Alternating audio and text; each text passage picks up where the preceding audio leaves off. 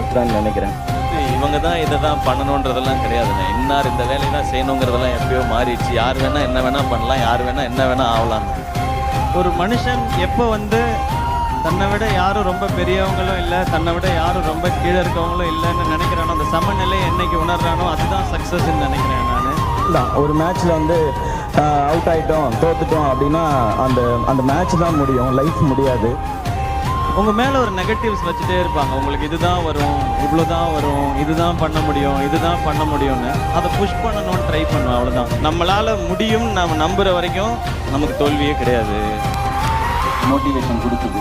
ஏன்னா நம்மளை யார் வெறுக்கிறாங்களோ அவங்கள பற்றி ரொம்ப யோசிக்கிறத விட யார் நம்மளை ரொம்ப ரசிக்கிறாங்களோ லவ் பண்ணுறாங்களோ அவங்களுக்காக ஏதாவது செய்யணும்னு தான் ஓடணும்னு நினைப்பேன். பட் இல்லை, நீங்கள் ஏதாவது ஒரு அச்சீவ் பண்ணீங்கன்னா கூட அதை பற்றி நெகட்டிவாக சொல்கிறது தான் ஃபஸ்ட்டு என்ன யோசிக்கிறாங்க. அதனால அதை பண்ணிட்டான்ப்பா, அந்த பொண்ணு அதனால அதை பண்ணிட்டுப்பா, இதனால தான்ப்பா அவன் மார்க் வாங்கினான்.